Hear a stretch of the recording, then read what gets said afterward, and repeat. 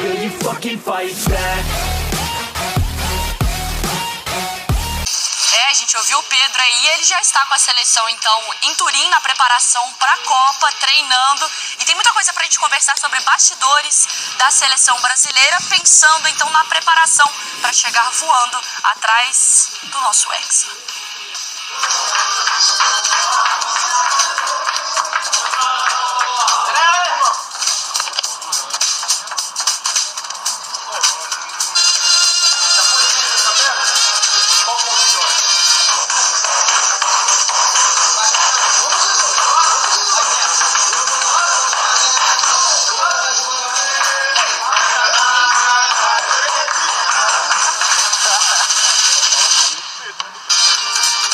Bora no trote lá do outro lado, já vamos aquecendo aqui no trote.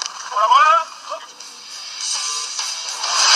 Do jeito que a gente gosta, clima leve, treinamento, mas aí tem uma preocupação, que é a questão do cansaço, da parte física.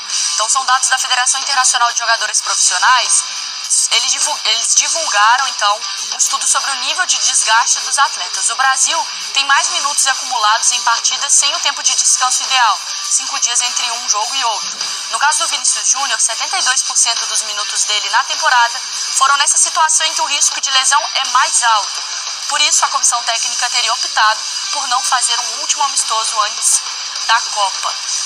Antes da gente começar aqui o debate, eu vou trazer para o nosso papo, então, o Pedro Ivo Almeida, para conversar. Pedro, tudo bem? Mais uma vez aqui no Sport Center. Porque ontem a gente conversava aqui no SC2, né, na parte da tarde, sobre essa escolha de... A Argentina fez amistoso, a Alemanha fez amistoso, a gente viu o México fazendo amistoso, e o Brasil não. Foi por uma escolha da comissão, tem essa preocupação com a parte física, não achou adversário. Traz pra gente, então, o bastidor. Tudo bem, Mari, estamos aqui de volta. Esses números são consolidados de agora, após quase meia temporada na Europa, ou quase uma temporada inteira no futebol brasileiro, por exemplo. Só que a decisão de não ter um amistoso às vésperas do Mundial, ela é anterior a isso. Lá no meio do ano, a Comissão Técnica de Seleção já tinha definido que não faria esse amistoso, já tinha definido que a janela ali a última janela do mês passado seria a última antes da Copa do Mundo. Então não é porque resolvemos agora que não vamos fazer o amistoso, porque está todo mundo cansado. E tem uma outra perspectiva também, está todo mundo cansado, jogando muito. Intervalo de 5 dias quase ninguém tem praticamente, né? Quarta e domingo para todo mundo, e tudo que é canto do mundo, muitas competições. Tem também um cenário de protagonismo. Hoje os jogadores que atuam na seleção brasileira, que defendem a seleção brasileira, são protagonistas em seus clubes, então eles vão ter uma minutagem maior. Só que esse debate do cansado ou não, eu acho que todo mundo chega cansado. Danilo fala isso na coletiva de anteontem, ele fala, olha, tá apertado para todo mundo. Acharam que o calendário europeu, que o jogador europeu chegaria no auge físico na Copa do Mundo, e não é bem por aí, tá todo mundo espremido, tá todo mundo com algum tipo de problema, e não é só a seleção brasileira.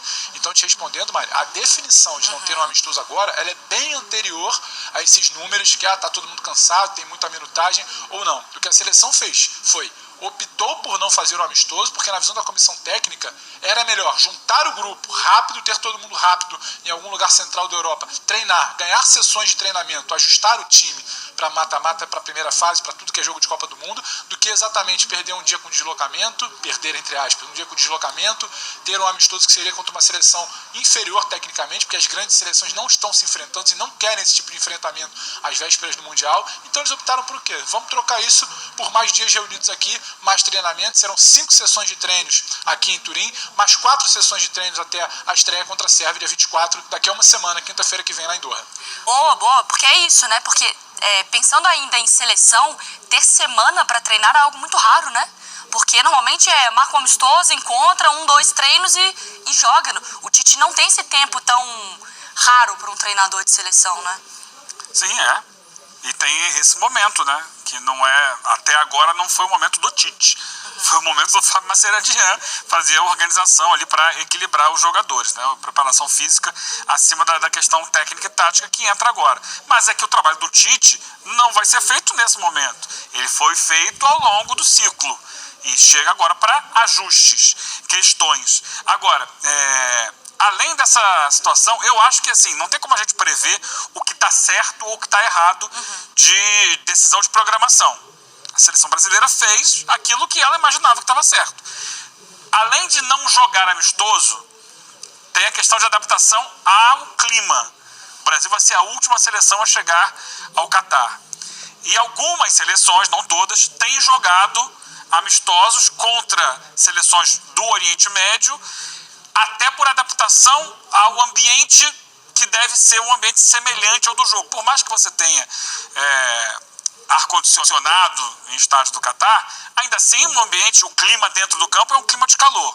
Por falar em seleção brasileira, a preparação que está acontecendo em Turim, a gente vai falar agora do Neymar, que deu uma entrevista ao The Telegraph e apontou Argentina, Espanha, França e Alemanha como favoritas à Copa ao lado do Brasil, é claro. E também aproveitou para revelar uma brincadeira com o Messi, companheiro de Paris Saint-Germain, dizendo que vai conquistar o torneio, né? Tá aqui, Neymar, abre aspas. A gente conversa muito pouco sobre isso, mas às vezes falamos sobre nos cruzarmos na semifinal ou na final. Falo para o Messi que vou ser o campeão e vou ganhar dele. E acabamos dando boas risadas. Jogar com ele e com o Mbappé é um prazer enorme. É sempre bom jogar ao lado dos grandes, sempre preferi isso porque as chances de ganhar são maiores, disse o Neymar, falando sobre a relação que ele tem com o Messi e também com o Mbappé, que podem ser, né, dois protagonistas aí, né, o que a gente espera, pelo menos, nos casos de Argentina e França. E o Neymar também falou mais um pouquinho aqui sobre a Copa do Mundo. Abre aspas, a Copa do Mundo é uma caixa de surpresas. Existem seleções não tão acreditadas, mas que acabam indo bem longe. Mas acredito que os favoritos são Argentina, Alemanha, Espanha e França. Acredito que esses 4, junto com o Brasil, têm totais condições de chegarem à final. A Copa do Mundo é o meu sonho maior. Vou ter mais uma oportunidade e espero conseguir, fecha aspas, tá? E, portanto, o Neymar falando sobre a Copa do Mundo. Em 2014 era a bola no Neymar que ele resolve. Sim, era horrível aquele time. Ele não chegou bem, como disse o Bruno Prado, né? Chegou com lesão, tal, enfim, a gente não sabia das condições do Neymar. E tanto em 14 como em 18, não tinha um outro protagonista na seleção. Agora parece também ser a primeira Copa em que o Neymar vai ter nomes como Vinícius Júnior do lado, Rafinha. Como é que você vê, Mauro César Pereira? Será que essa pode ser, talvez, a melhor Copa do Neymar? Mas eu acho que no time do Tite não cabe protagonismo para mais ninguém do seu Neymar, né? É só ele. O time do Tite não é proibido ser protagonista se você não for o Neymar. Ele tem todo o privilégio, prioridade, o time taticamente é montado para ele, para favorecê-lo, para deixar lá à vontade, que eu acho que é normal. O principal jogador você joga ao redor dele, mas em alguns casos até parece passar um pouco do ponto. A Copa de 14 acho que ele não teve nenhuma responsabilidade, o time era muito mal treinado, pessimamente treinado, aquilo era uma bagunça danada. O 7-1 foi uma casualidade, tanto que não foi só o 7-1, teve o Chile que quase eliminou o Brasil, dificuldade contra a Colômbia, a primeira fase se arrastando e a derrota no terceiro lugar para a Holanda também em Brasília, né? Os 2 últimos jogos o Brasil tomou só 10 gols. 10 gols em 2 jogos. É admissível o Brasil em Copa do Mundo, jogando em casa, tomar 10 gols em 2 jogos? Não, mas tomou.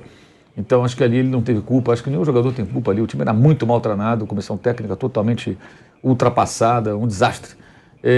Na Copa de 18, aí sim, ele tem a responsabilidade que ele virou meme mundial por responsabilidade dele mesmo. Aquela coisa de ficar rolando, cair toda hora, e aí ele virou tema de zoeira mundial. O Brasil foi eliminado, caiu diante da Bélgica e a lembrança que ficou da seleção brasileira na Rússia foram os memes do Neymar. E aí eu acho que teve a responsabilidade dele. O que eu espero, sinceramente, é que ele se porte de uma maneira mais madura, como tem se comportado no seu time, jogando bem, jogando coletivamente. Não é o artilheiro do time, o Messi tem feito gols, o Mbappé é o goleador, e isso parece não afetá-lo, ele tem jogado para a equipe. E se porventura aparecer um protagonista, um co-protagonista, digamos assim, seja ele qual for, desses jogadores de ataque ali, que ele consiga realmente compartilhar esse protagonismo com alguém em prol da equipe, que acho que se espera de um líder técnico, que ele pode e deve ser, pela qualidade do futebol que tem. Mas, assim, acho que são 2 Copas bem diferentes, as 2 que ele já participou, e essa agora é um mistério, evidentemente. A gente vai ver na hora como é que vai ser, porque certamente, depois do que aconteceu em 2018, é claro que vai ter, sempre vai ter jogador que vai chegar junto, jogador que vai provocar, e a gente vai ver qual vai ser a reação dele, se vai ser aquela de se atirar, se vai ser reagir agressivamente, pegar pilha, ou se ele vai, de forma mais madura, lidar com esse tipo de coisa. Existem situações também que são inerentes a jogadores com a característica dele. O cara que retém muito a bola, faz muita jogada individual, muita jogada no mano a mano, tentando passar pelo adversário, ele tende a ser alvo de mais faltas e de uma marcação mais viril, digamos assim. Às vezes desleal, é verdade, aí cabe a arbitragem coibir. Mas isso é inerente ao tipo de jogo dele. O cara que toca de primeira, que não dribla tanto, é uma outra característica, esse não sofre tantas faltas. Não estou dizendo que ele tem que mudar a forma de jogar, ele tem que saber lidar com isso de uma maneira madura e não da forma como já se comportou na Copa passada, por exemplo. Mas você acha, então, que as chances de título do Brasil não passam somente pelo Neymar? Tem outros caras ali que podem decidir a parada? Pedro, você está fazendo essa pergunta pro cara errado. Pergunta para os outros três na bancada. Por minha chance, não tinha que passar por ninguém. Não tinha que passar por ninguém, Pedro. Dia 3, todo mundo aqui feliz. E não, o pessoal tá achando que é por ganhar dinheiro. Não ganho dinheiro com nada disso. Né? Eu trabalho aqui na PAN, dou minha nota, recebo. Não é por causa disso, não. É para ficar mesmo na história lá. So will you fucking fight back?